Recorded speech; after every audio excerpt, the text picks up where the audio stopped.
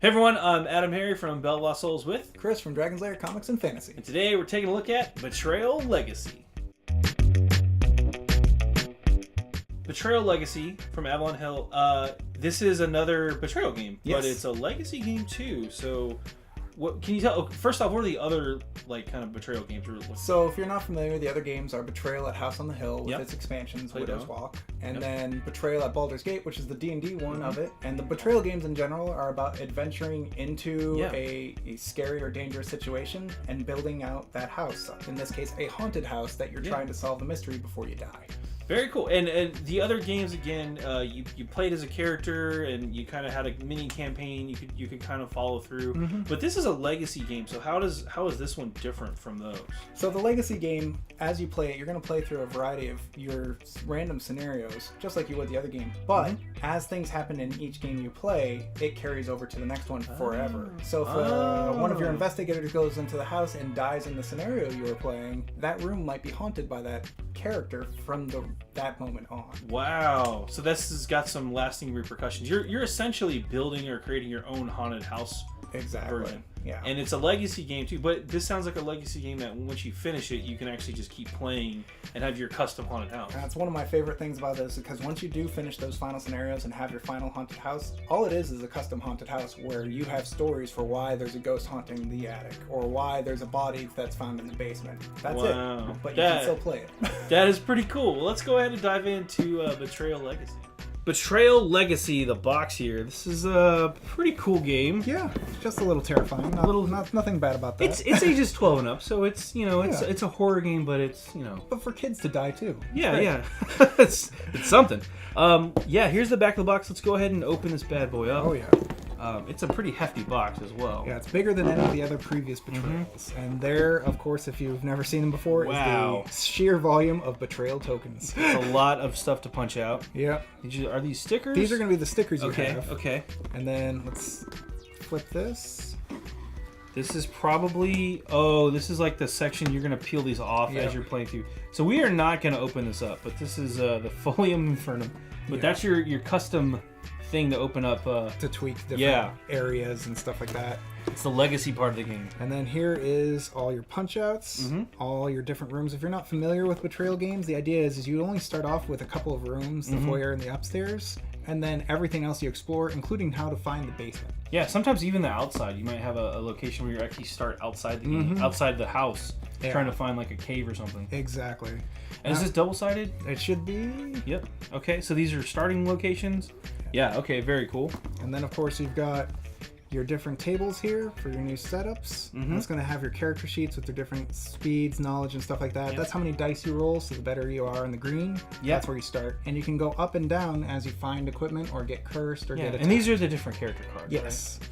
And this is also double-sided, yep. right? You're going to see the character's information on the back. Okay. And you can write down all your little stats as you play through the different scenarios. Wow, they have age.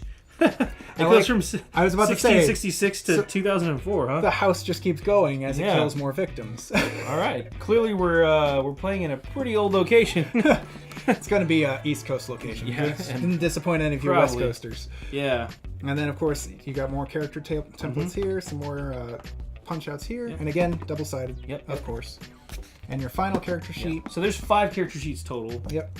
Just in case you get the full maximum amount of players. Yeah, and then some extra rooms and stuff that you can search through there. And then, of course, you've got your rule set.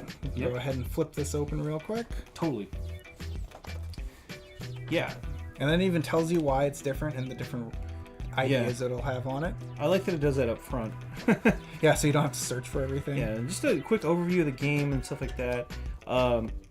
Rule stickers. Oh, so as you play through the game, I bet you're pulling those stickers off and then pasting that. And it's going to affect the entire house and how the rooms are going to work. So as you're playing through this game, this is a legacy game, obviously. So things are going to change as you play them. Things are going to get a little bit different. Actually, I feel like this page you could peel out too, but that's probably a special thing. But the game rules can actually change.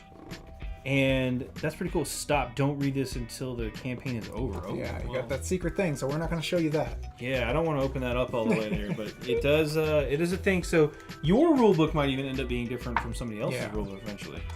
And then, of course, you've got your bleak journal. And this has got all of the. We're not going to show this all off, No. but this is kind of scenarios. Yes, right? exactly. That's just going to give you little bits there.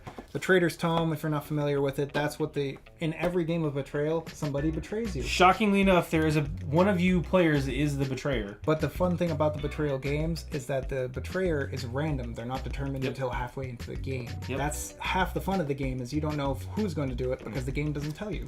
Right, so you're all working together for your objective until suddenly you're not. Yes. And the win conditions are different based on the scenario, and you don't even know half the time what scenario you're playing until certain triggers happen. Exactly. And then the Traitor's Tome's what the traitor would take to read what he's trying to do to you. And it's a bunch of classic horror tropes inside that you can take a look at. And there's quite a few here, and it tells you, I'm going to show just the haunt at the bottom tells you what number you're doing. Yeah. So, and then the Secrets of Survival, that's the opposite book. That's for all the people who are trying to stop the traitor from succeeding. Again, just random book open. Yep. You just find out the haunt number, and then you have your scenario in it. Yep. Oh, wow. Okay, so next we have more pieces. We're not going to open this stuff up. Again, this is a legacy game, so part of the fun is the joy of discovery. Yes. So we're going to show off some stuff, but we're not going to open these up like we normally do. But you have monster starting decks. You've got... This is a Purgatory deck. Ooh, that so sounds brutal. don't look at this until you're instructed to do so. And don't shuffle this deck. So that's pretty cool. Oh, that sounds terrifying. Then of course you've got the new pieces for it. I love that they are more historical looking than they used to be. So I mean, we're starting in 1666. Exactly. So you got to feel like what old Wilhelm's doing out in the barn. Wilhelm, he's screaming. Wilhelm is screaming. Is what he's doing. He always is screaming. You've got your Legacy deck part 1. Yep. Again, you don't shuffle those. Start from the other side. Don't shuffle this. So you start here, and it'll tell you when to open this up. That's what the big stop is for. And then you got your part 2. Again, same thing. Yep. Don't shuffle this. Open this. Don't. Yeah. You got your player chips here. These just correspond with the different colors on our boards before. You got the blue one to go with that. That's because whatever character you pick doesn't necessarily have a card representing that character. Right, and you're just going to take the little thing, stick it on the bottom of the base, and then that'll be the player character. And of course, these are your little markers. These go on the side of the character card. You use them as arrows to point at the different numbers you have before you die. Okay, makes sense. And then finally, of course, over here, we have the dice before we get into the rooms themselves. Okay, so there's just regular dice, and these are D6s, but they look like D3s essentially. Yes, or they are going to be D2s actually. Wow. You have a chance at getting something, but you also have a lot of chances of getting nothing. A whole lot of nothing. All right, and then we have more tiles, and again, these are sealed.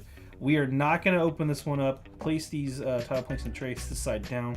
Don't shuffle or look at any planks until instructed. So again, solid set of tiles. There's a lot more tiles than I was initially expecting, but you're going to open these up when instructed. And then you have this nice vacuum form plastic thing. Which will hold everything super convenient. Yeah. And again, these tiles will be double-sided. And there's one last little secret here. There's some stuff underneath. The do not open. Yep. And we're not even gonna go into that, but I just wanted to point that out. There are some things. Look in your box. There's an envelope right here, which you probably weren't supposed to discover until later when you're instructed to, and then there's other stuff again on the underneath too. So yeah, that's some exciting stuff for when you finish it all.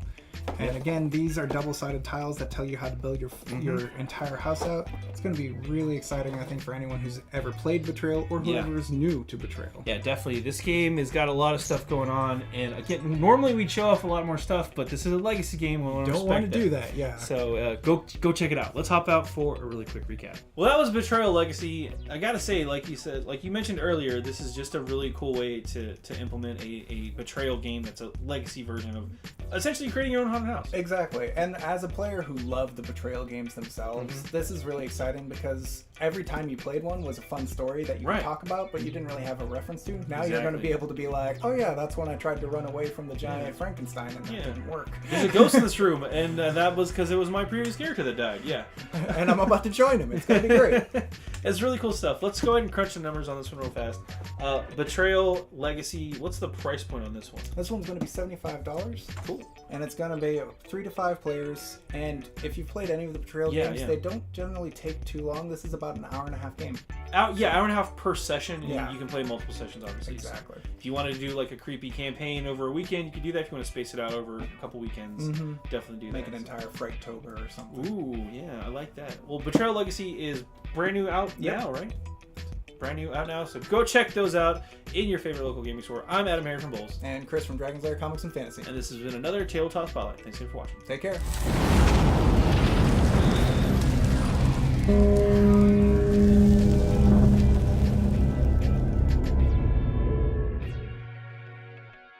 Tabletop Spotlight, brought to you by Dragon's Lair Comics and Fantasy.